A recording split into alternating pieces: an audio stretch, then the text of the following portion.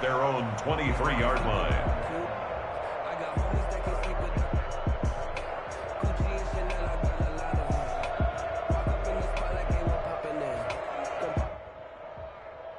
They'll come out with a 3 tight end look on the first play of the drive. They'll run. This is Melvin Gordon. And he's got it past the 30 before he's hit and dropped. Give him 10 yards there, and about by the nose of the football, he's going to have a first down. First and 10 at the 33-yard line.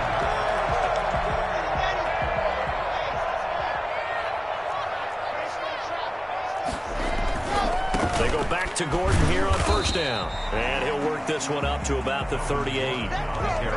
5 yards on the carry. Good pickup on first down.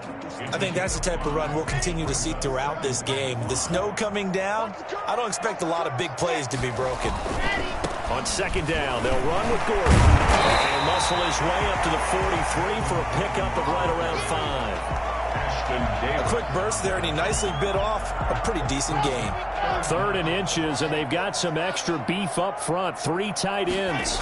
Luck's going to sneak it. And he'll be touchdown here, but not before he does pick up the first. There may have been a little bit of an element of surprise there. 3rd and inches, and they go quarterback sneak. I still feel like this is a play that often is reserved for 4th down. A couple of first downs, has the football positioned at the 43 as they come up 1st and 10. Now the first carry for Adrian Peterson. Darqueze Dennard there to make the tackle. This drive is pretty clear. Almost feels like old school fundamentals, doesn't it? Want to impose their will on the defense. Was that 5 straight runs? Yeah, 5 straight carries to start this drive. And like you said, the way it's working, they may just stick with it. 3 yards on that last carry. Here's 2nd and 7. Fakes the give to Gordon. Now here's Locke to throw. And I think that one might have been intercepted, but he will be ruled out of bounds. So this will go only as incomplete. Love the idea, love the concept, but you got to leave a little room on the sideline so he can fade into it when he makes the catch. That was thrown too close to it for the receiver to make a play. Now a play fake, and here's Locke. They'll roll him out right. And that is incomplete. They certainly did a nice job improvising there, extending the play, hoping someone would come open downfield, but they never did.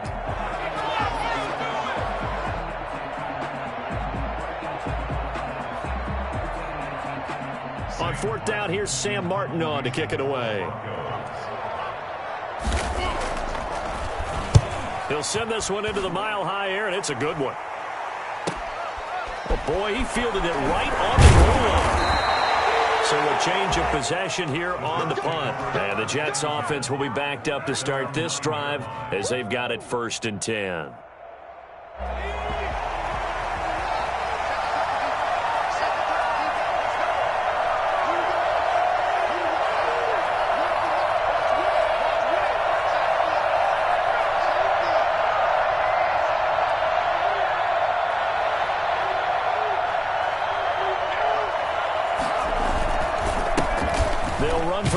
Time with Tevin Coleman. And they're going to stop it right at the line of scrimmage. Just no cutback lane to be found whatsoever. 2nd and 10. I know that speed is the hallmark of today's NFL game, but the key to good rushing defense is still having your linebackers set the edge.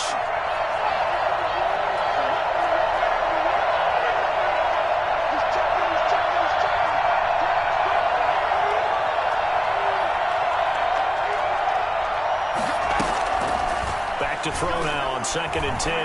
Flush to his right. And this is caught. It's Greg Olsen. And it's a fumble. It's picked up by the Broncos. And his guys are going to get the football at the 23-yard line. Thank goodness for heaters up here. And thank goodness I don't have to carry the football in this game. It's January. It's cold out there. Trying to clutch the football and absorb the hits, not easily done. Yeah, we saw a product of the elements right there. And able to get about 3 as he's taken down right at the 20. 20-yard line. Partner, you know I love to point out when teams break tendency and do something a little bit different from the norm. But when you run the ball in the first play of the drive, that's not a tendency breaker at all. That's just trying to establish yourself as you move forward. Just not a whole lot of room to operate there on that carry. No, not at all. They did a really nice job staying in their proper places and not allowing any lanes to open up.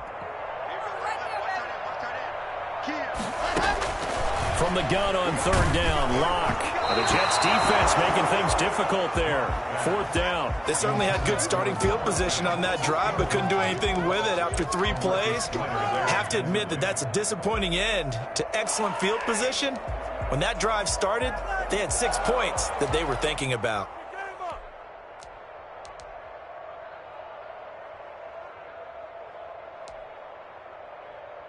So on fourth down, on comes Brandon McManus and the field goal unit for the Broncos.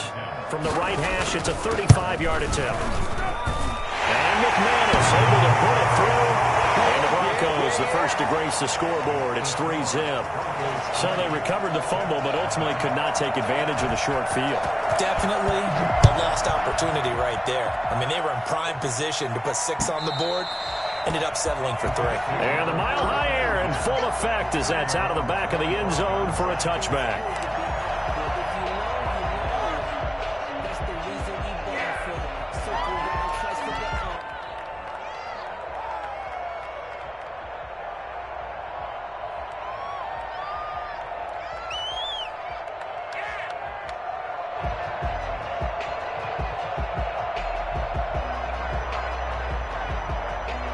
Jets offense coming up now to start their next drive. And last time they coughed it up, led to a field goal. They're fortunate that it only led to a field goal, but still, they're not happy about it. Could you sense the relief, though, when they only gave up the field goal and they were able to trot back out on the field and start this drive? A little more pep in their step because they didn't cost their team a touchdown, but they know they've got to do it a lot better than they did on the last possession. The coach will just be relieved, though, if they recoup with a score here, right? I think the coach will be ecstatic to see them pick themselves back up and now take it downfield, punch in the end zone without turning it over. Right back to Coleman here on first down. And he takes it down to the 40 with a pickup of 4. I feel like I could see what he was thinking on that carry. Wanted to follow that big tackle through the hole. Ended up only getting 4 yards on the carry. I think he had designs on that one being bigger. Following the pickup of 4, here's 2nd and 6.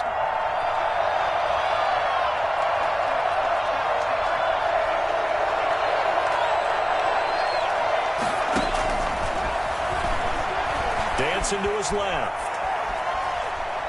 Now he'll let it go on the run. Deep left side. He was trying to get it to Denzel Mims that time. And now it's 3rd down. Well, they've got man coverage on the outside, and my scouting report on these DBs tells me that they love to take matters in their own hands.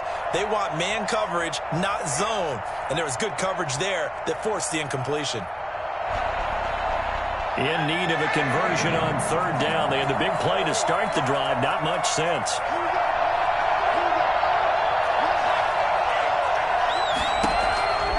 Back to throw here. Steps away to his left. He finds his target. It's Crowder. And he is going to have a Jets first down as they're able to get the 3rd down conversion. Tally, that is catch number 1 for him in this AFC Championship. It's a first down.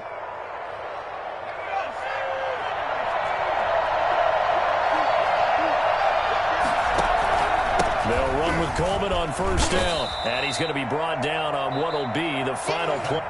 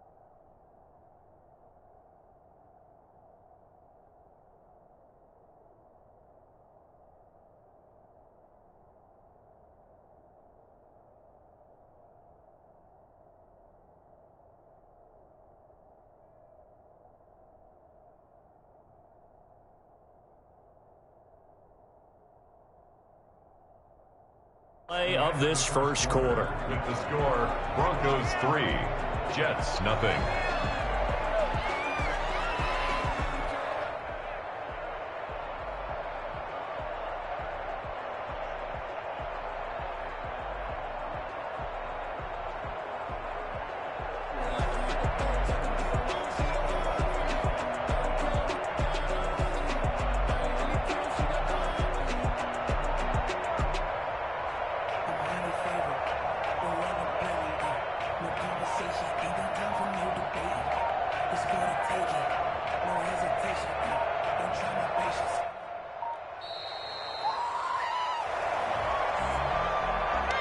And that'll set them back 5.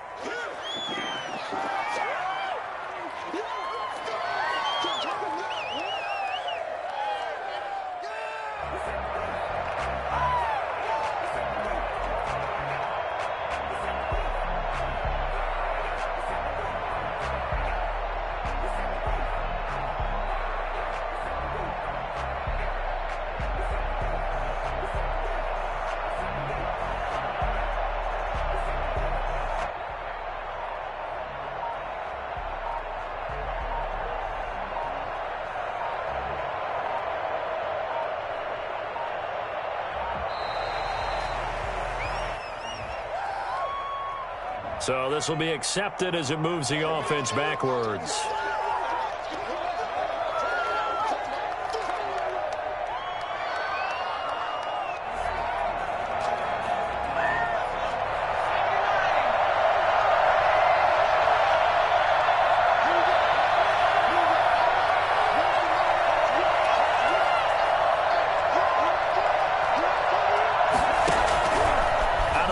They'll look to throw. Buying time to his left. And he's just going to get rid of this thing. To no one here. He throws it away. And now it's 3rd. So I like that right there. Not only was it the right play, throwing it away like that, frankly, I think it was the only play. Yeah, got outside of the pocket, realized he had nothing, just chucked it free. Yeah, live to fight another down, right? Now the Broncos are going to call the first of their timeouts. They'll have 2 remaining as we step aside here in this second quarter.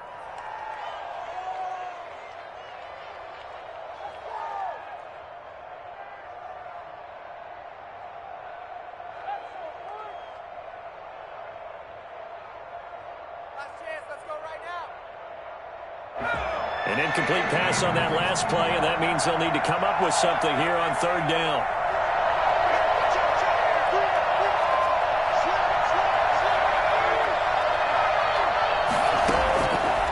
Now they'll throw here out of the gun. Forced out to his left. And he's going to have to eat this one as down he goes. Bradley Chubb with a big-time sack on 3rd down. It's a loss of 7. Well, this is what happens when you get behind the chains, as people like to say. When you have obvious passing situations, hard to vary it up and fool the defense. And you hate those situations if you're an O-lineman, right? Oh, without a doubt, because you just know they're coming, and you never know exactly how. They can be exotic in their blitzes, or their athletic ability just takes over.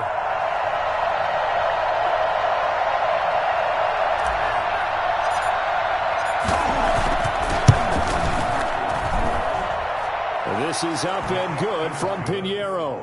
And that will tie us at 3-3. These kickers now, it's like we take them for granted. Kicks like that used to be such a big deal, and now you just expect them to make it. Yeah, you're exactly right, and we shouldn't take them for granted. But I have a theory about it. You want to hear it? Yep. They are more athletic now than ever before. Talk about kickers. Trace their backgrounds, trace their histories. You'll find that they were big-time athletes all along, but their kicking was so prevalent that we made them specialists. Well, and now those 50-plus yarders seem easy for some reason. At their own 25-yard line. Denver offense at the line, ready to go. They've shown precious little here offensively thus far as they try again with a first down now. And he's upended after a gain of 2 out to the 27. That was a pretty good job defensively to hold them to a 2-yard run, but I've got to think this offensive line, they're asking their quarterback for a different type of a run, one that they rely on, one they have confidence in, one they feel like they can block.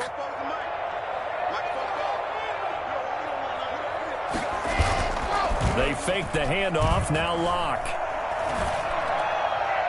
His throw incomplete. Courtland Sutton was the man he was looking for. And that takes us from second to third down. By the way, I got to apologize because I just realized for about the last 4 or 5 plays, I'm eking over into your territory up here in the booth. My bad. I'm going to get back over to my spot. Yeah, we're not talking about our on-air commentary. I mean, what is all this extra paper? I mean, this is unusual for you. My bad. Normally you run a really tight ship. What's going on here? Just like that incomplete pass, I'm going to try to tighten things up here for this next play. Got a man complete. It's Hamler. And they get this well past midfield before being stopped just before the 35. Well, big plays have been a hallmark of this offense all season, so there was no reason to think that it wouldn't continue here in this title game. Obviously, the magnitude of the event, not getting to them early.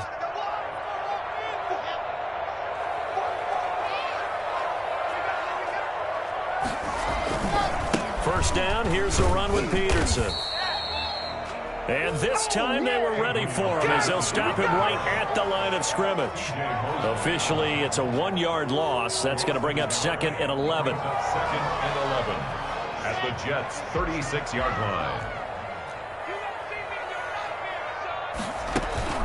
Play action. Now it's Locke. Rolling to his right.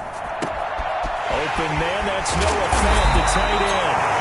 And that's going to be another first down as the tackle made at the Jets' 13-yard line. We talk about mobility on quarterbacks all the time. Here's where it really pays off. Able to move, evade, and is accurate throwing on the run and picking up a first down. And he'll get this one down to about the 10-yard line. Give him 3 on first down. It'll set up a 2nd and 7. Brings up 2nd and 7.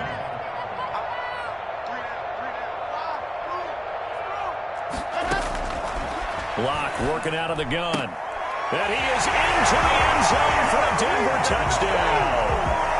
From 10 yards out, and the Broncos have taken the lead. Those are the touchdowns that aren't just scored on Sundays or on Monday night. Those are the ones that are scored during the week because they had that preparation and a great route run. Oh, I love that observation because you don't just roll out on game day and say, okay, go run this route and let's get it done. That means exactly what you said. The practice had to occur beforehand, which led to the timing, which led to the touchdown. This one fielded at the 5. The Jets take over 1st and 10 at their own 8-yard line.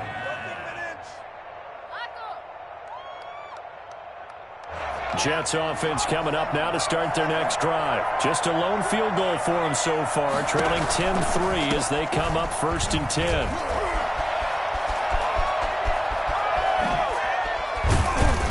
And they'll get it all the way up about 5 yards shy of midfield.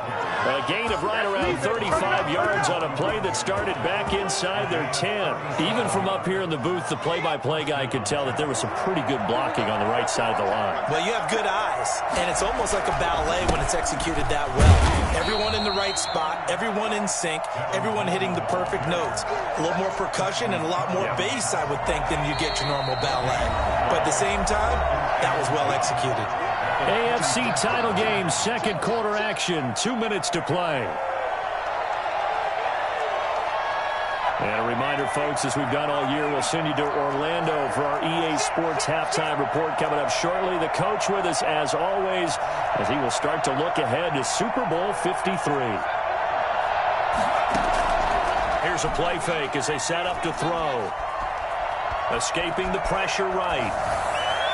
He almost had it. The big D lineman nearly had an interception. Instead, it falls down incomplete. That was an interesting look there because as soon as he got outside the pocket, I thought he was going to take off and run for yardage. But what often happens now with these quarterbacks who can move, defenses want to try and keep bodies in front of them. And I think that discouraged him from taking off and made him try a pass downfield that fell incomplete. On 3rd down, he'll drop to throw. Flushed out right.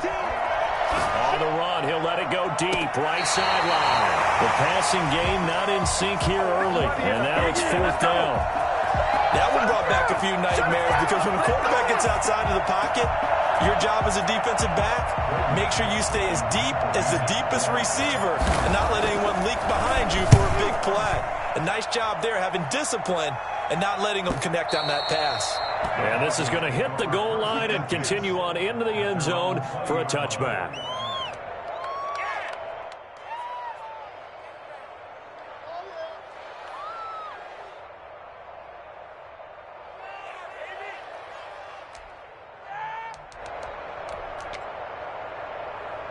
The Broncos onto the field, ready to start their next drive. And that last drive, so effective in the passing game, resulting in the touchdown.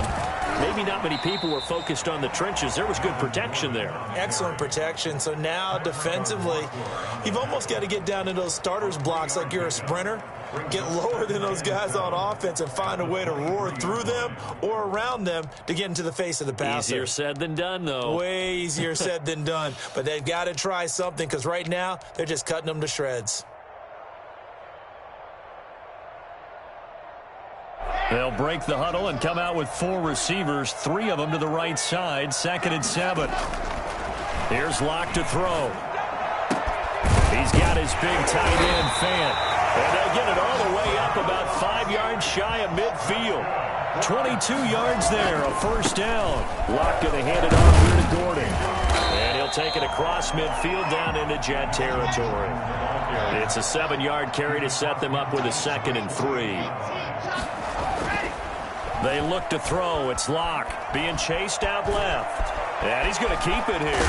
And he'll be out just a yard or 2 shy of the 30. Able to make something out of nothing there. 17 yards and a first down. Now that was an inspirational scramble for a first down, all the while absorbing a big-time hit. Well, we know the guys in the huddle appreciate what he's doing. But how about the guys in the press box, the luxury boxes, the guy who signs his checks, and especially the main guy with the headset on the sideline? I'm not so sure they like that so much. Turns out to be a great idea to tuck that one. Good for 24 yards. Containing him is becoming a big problem. We've already seen this once earlier in this drive. Yeah, and so now 2 times this has happened. Do you adjust something? Yeah, I think you do. I think you got to start thinking about your rush lanes. Try not to either get too wide or too narrow. And this is caught for a Bronco touchdown. Noah Fant as the first half is winding down. And the Broncos push further out in front. And that's certainly an important score right there because they gave themselves a 2-score cushion heading towards halftime.